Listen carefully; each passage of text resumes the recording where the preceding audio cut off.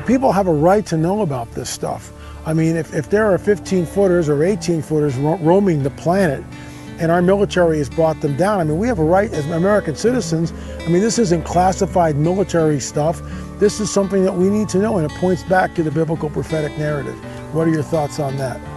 I think, here's my personal opinion. My personal opinion is if it points that the Bible's accurate, they don't want it. If it goes against Darwinian evolution, it's not to be spoken of. In Loja Province, southern Ecuador and Peru border, many strange relics have been uncovered. Bones and full skeletons very similar to those of humans but of incredible size. These artifacts have been watched over for many years by several guardians in the beautiful valleys of that province. By far the most famous and well-known of these guardians was Father Carlos Miguel Vaca, who guarded until his death in 1999, several bones and fragments, unearthed from a site called Chanaminas, which translated means God's Cemetery. Several fragments were redirected to the Smithsonian Institution of the United States of America, for people to study their density, age, weight, etc. Picture. This was broadcast on a television program for Ecuador, which lasted 2 hours, led by renowned director Alfonso Espinosa Los Monteros. Now some pieces from that collection have been shown to the world by renowned UFO researcher Klaus Donia. Picture. Several other important relics and fragments are known to be in private collections, by people who are not interested in sharing them, at least not with the public. Picture. From the aforementioned fragmented skeleton, 7 fragments were studied by different scientists and anatomists, and they have confirmed that they are part of a human skeleton that was 7 times the size of a modern human. Quartz formations porosity dates covering the surface of the bones indicated that the relics were tens of thousands of years old. Come viral. The fact that this giant had 6 fingers and 6 toes, as well as flaming red hair. There was also a stench that was as powerful as a skunk, but according to the shooter, smelled more like a pile of rotting corpses. Here's the clip, and you can decide for yourself if giants are alive and well and living in the present day.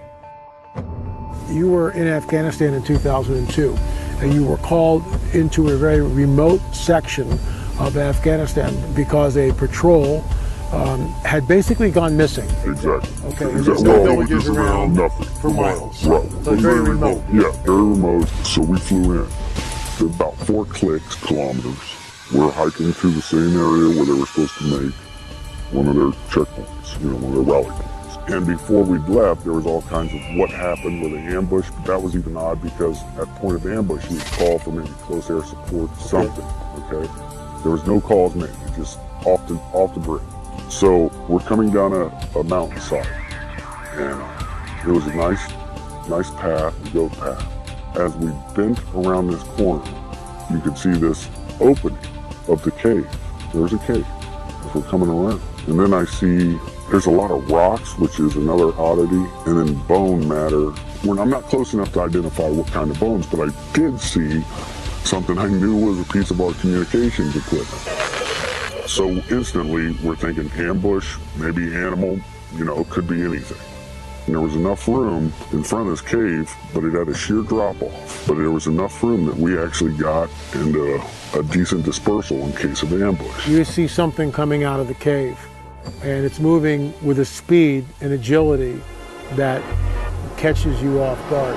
Everybody. And he comes out. It was a man at least 12 to 15 feet in height. This is a monster. Red beard, then his hair was longish past the shoulder, a scarlet red, and Dan runs at him and starts shooting, which broke all of us into the reality. Because it was so surreal. Now your training is kicking in. Oh yeah, okay. Muscle memory, complete muscle memory. While Dan is moving at him, another bro of mine's laying down fire, and I start firing. He skewers Dan. He's now got him on this pike. It went through him. And he's still got him, and he's coming after more. We all just clicked in. I don't know what it was, but I remember we're all like, shoot him in the face, shoot him in the face. weapons components were M4s, we had 308s, and we had Barrett 50s. This is sounding longer than it took. We're talking 30 seconds. And he's taking multiple hits and is still moving. He talked about this giant being 1,100 pounds, anywhere from 10 to 15 feet long, and it was killed. It was apparently shot somewhere in a cave in Afghanistan, but before it was shot, it lunged at several of our troops, our soldiers. It may have even gorged somebody. It was just a bizarre story, and it just sounds like the Nephilim from the Bible, doesn't it? That's why we're so fascinated by this.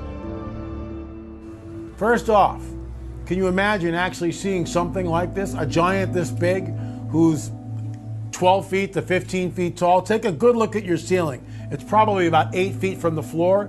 Add another 4 feet on top of that to get 12 feet. Add 7 feet and you get a 15-footer. And as you go up, you've got to go out. That's how big this thing was. I can only imagine how the shooter and his battle buddies must have felt, and the fear that flashed through their minds, paralyzing them until their training kicked in and they brought the giant down. But not before the giant had impaled Dan on that very large pipe. And you have to assume that the giant is not alone, that the giant is not the only being living on this planet. There's got to be a whole school of them somewhere. Maybe he's got a female mate. Maybe he's got children. Who knows? Unfortunate that he had to attack our soldiers rather than be somewhat peaceful. But I guess that comes with the territory. Dan was dead. Okay. And Wyatt is a good man, probably one of the best men I know, now dead. Before I'd left, they were already starting what they call a 9-line, which is a medevac request. They're sending out a medevac request, then all of a sudden it's not a medevac request. All of a sudden we had a helicopter show up because, like I told you, it was a large precipice and a sheer drop. So the helicopter just came up from the drop. They had dropped netting, which is like cargo netting. It's like squares. We were told we had to bundle him up. And we get another bigger helicopter, but it's almost like a Jolly Green Giant used to look back in the day that could get, through this area. Because the mountains, you gotta remember, Chinooks could only go in certain places because they had enough lift. Mm-hmm. And so we got him on there. The thing was too big. We couldn't move it. It smelled worse than a skunk. A corpse that's been around for a while. Really fell. Oh, it was like a combination because of the,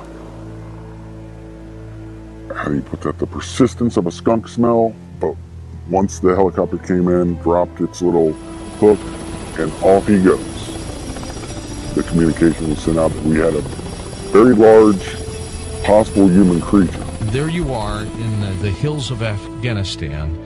How many troop members are you with? We had 6 on my crew. When we say hills of Afghanistan, for us, we did not fly into the wilderness. We actually flew into a base. I guess this thing was transloaded out of the mountains by a CH-47. What I could see that it did have the 6 fingers. I remember taking my foot up and placing it up next to its foot, and it was extremely large. We estimated at about 12 feet, give or take. What I can tell you is the weight of the thing. Basically, it was approximately 1,500 pounds when it was getting on the aircraft. Now, if you take away the pallet weight and all the rigging that we had to hold this thing down, we figured it was around 1,100 pounds. Of course we're upset. That's a given, okay? We lost a very good guy. But add to that, you're discussing something that even in our after action report, they're saying rewrite it. And we had to rewrite it the way they wanted. How many fingers? 6 toes. 6 toes. And the nails were weird because if you see somebody that ever has, I don't know what it's called, but it's like a fungus on the nails, how they get pointy and they're like gnarly. That's what they look like. As we showed you in the clip, the radio operator checked in and gave the report. and the unit was told to stand by as Central Command was about to dispatch 2 helicopters to them. They were told that the Giant would be loaded on one of the choppers and then they would follow in the other chopper for debriefing. The shooter told us that when the chopper landed, they loaded the Giant into a very large cargo net. The first chopper towing a Giant left, and then they boarded the second helicopter and followed. When they returned to their base in the Kandahar province in Afghanistan, they were debriefed and told to keep all of this under wraps. They were forced to sign a non-disclosure agreement, which essentially would prohibit them from talking about this to anyone. It is with great reluctance on the shooter's part that he has come forward.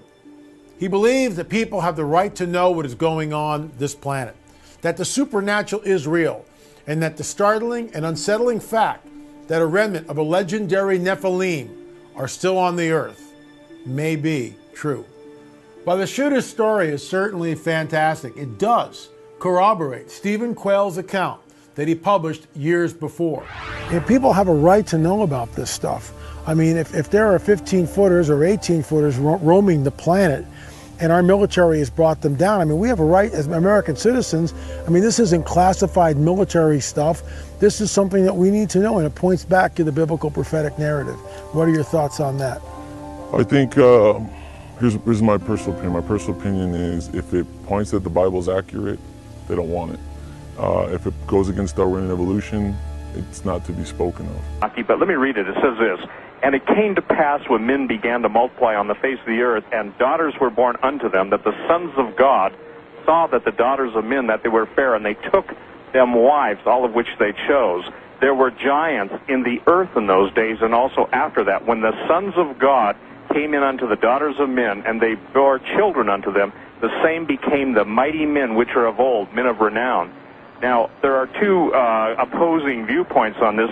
During about the 4th century A.D., the Catholic Church basically said, well, no, these were the sons of Seth. And the sons of Seth married the daughters of Cain, and out of good men marrying bad women came giants. We're talking about men, George, that had 6 fingers, 6 toes, and double sets of teeth. Now, that's kind of interesting because all through the digs in North America, especially in Catalina in California, Lompoc, where there's a prison in California, they found red-haired giants 10 to 12 feet tall, double sets of teeth, 6 fingers, 6 toes. You go to South America, and the Mayan god Shambhala had 6 fingers, 6 toes. And so I believe there is a supernatural element, and then you've got writers who claim that we were created by the aliens, the Anunnaki, and I obviously I don't believe that. I believe that all the myths of history center around this one thing, that basically supernatural beings had sex with earth women and produced giants. And it's in the Bible. It's in Genesis 6, Jude 6, 2 Peter, but more than that, and in addition to that, it's all through history. So you believe that these giants are the offspring of fallen angels. Fallen angels from way gone back. Well, from way gone back. And wow. It gets into the interesting thing. You know, if we go into, let's say, Greek mythology, we've got satyrs, and satyrs was a goat-like body, a human torso, and ram's horns. Yes. We've got centaurs, head and torso of a man, lower half of a horse. Cyclops, giants with one eye in the center of the forehead. And by the way, 2 months ago in Indonesia, there were actual cyclopean skulls found, one eye, giant, and immediately the standard, if you will, anthropological community came out and said, oh, these are just basically calcified remains of a normal skull. We've got tritons, mermaids, minotaurs, chimeras or chimeras, and it's interesting because there's actually a patent now with the U.S. Patent Office that combines human DNA and animal DNA. So when we've got a supernatural element inserted into the equation of, in essence, fallen angels even having sex with animals, and by the way, this is ancient Sumerian text, it's ancient Babylonian text. This is something that is through history. It begins to explain a lot of where the myths came from. Let's get into Genesis if we can without the biblical and religious twist to it. Sure, but I'm really talking about it from a historic aspect. Exactly, and let you interpret some of this for us, because it is there for people to read, and you've been able to pull that out when you have written about it in your book. But it is there, and it has gone on since the beginning of time here, hasn't it? It has, and you know, it's interesting because, again, basically you have from just the Genesis account of these fallen angels having sex with earthwomen, producing, again, a race of incredible people. Everybody's heard of David and Goliath, yes. But what they don't know is that Goliath had, 4 brothers, and these guys all had 6 fingers, 6 toes. There's a guy named Og, O-G, not a hard name to remember, and some scholars place him at 18 feet tall. So from the Genesis account in the Old Testament through all of the the historical accounts through the different continents, whether you're dealing with South America, whether you're dealing with North America, the Europeans, the Asians, the Australians, the Greeks, everybody has got their records, their bones. And, interestingly enough, the Aztecs, and there was a lot of chronicling of the Aztecs by different Spaniards that followed, especially their priests that followed the conquistadors. And basically, the Aztecs said their entire civilization was built by giants. Tiwanaku in Bolivia, up by Lake Titicaca. The point is that they have fantastic architecture that still no one can explain. Baalbek, the giant cities of B-A-S-H-A-N, Bashan, which were called the cities of the giants. So I'm talking about a time period when there were some really big guys. And see, in classic anthropology, in classic archaeology, this stuff is basically taboo. They won't deal with it. And it's fascinating because when you go even to 1905 in the Phoenix Gazette, there are actual full front page stories about a gentleman from the Smithsonian named Kincaid who actually found caverns with giant statuary from Egypt, etc. And when people have tried to investigate, David Hatch, Childress, and others,